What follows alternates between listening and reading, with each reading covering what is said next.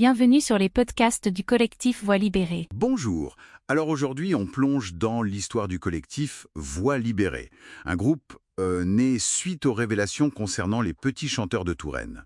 On a des documents qui expliquent bien comment ça s'est créé, pourquoi. Notre idée, c'est de comprendre comment ce collectif a émergé après ces histoires d'abus, quel soutien il apporte et puis quel est son message.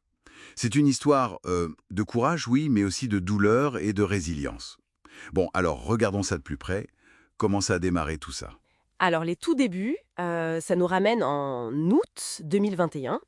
Il y a eu des articles dans la presse et suite à ça, 3 anciens petits chanteurs ont contacté un de leurs camarades, qu'on appelle Gilles, pour le soutenir. Ce premier geste, ça a été assez fondateur, semble-t-il, Fondateur au point de déclencher d'autres prises de parole. Anciens, très enfouis, et là, les témoignages ont commencé à arriver. D'accord.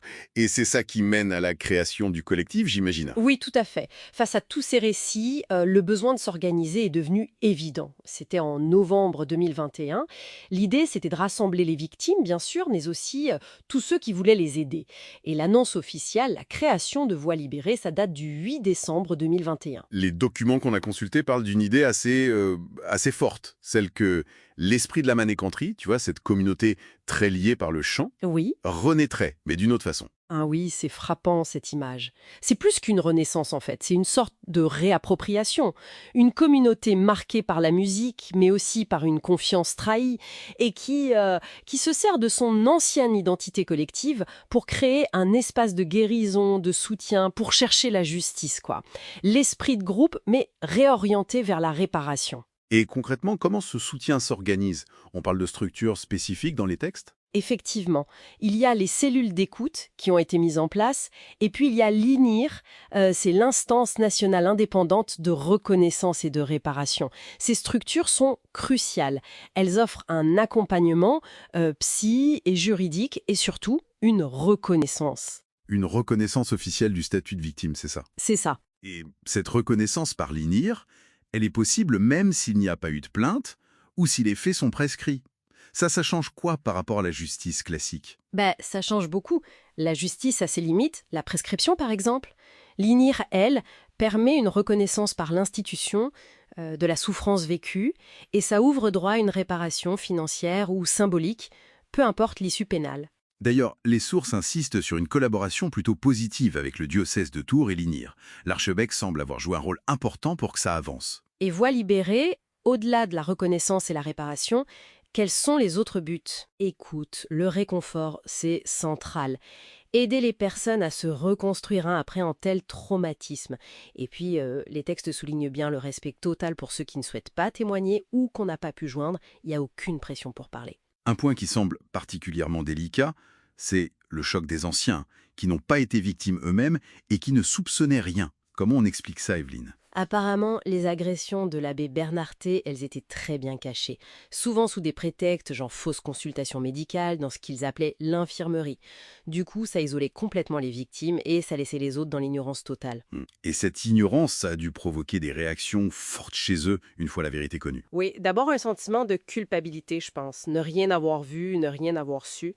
Mais ça a vite laissé place à une prise de conscience de la manipulation dont ils avaient aussi été victimes d'une certaine façon, et un soutien très fort pour leurs camarades. Les documents parlent de blessés a posteriori. C'est une formule qui dit bien comment le trauma touche tout le groupe, en fait. Ça renvoie aussi à la trahison, une trahison qui a l'air énorme. Ah oui, immense.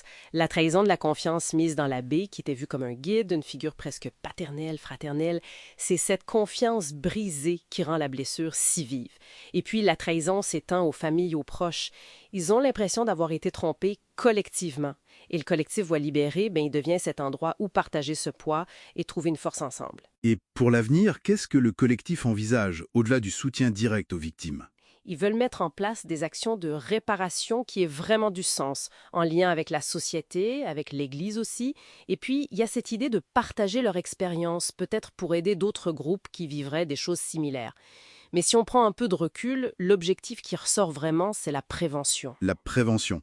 Éviter que ça recommence. Absolument. Sensibiliser les encadrants de jeunes, peu importe le milieu, que ce soit religieux, sportif, culturel, les sensibiliser aux signes qui doivent alerter, aux mécanismes de manipulation, à comment protéger les enfants, les ados, c'est un enjeu qui dépasse largement cette seule affaire, bien sûr. Finalement, Voix libérée, c'est l'histoire d'une transformation, quoi. D'une communauté brisée par le silence, la trahison, à un collectif soudé pour chercher la vérité, la réparation et surtout pour prévenir. La solidarité comme moteur de reconstruction. Exactement. Et ça nous amène à une question de fond, peut-être, pour réfléchir. Au-delà de la justice et de la réparation pour chacun, comment est-ce que la force d'une parole collective, une fois qu'elle est libérée, peut non seulement révéler de l'hérité cachée, mais aussi changer durablement les institutions, les communautés, pour protéger l'avenir? Ce podcast a été produit et réalisé par le collectif Voix libérée. Pour nous écrire, partager ou témoigner, adressez-nous un mail à pcantores37@gmail.com. Parce que nos voix comptent. Parce que le silence n'est plus une option. Parce que la mémoire exige justice et vérité.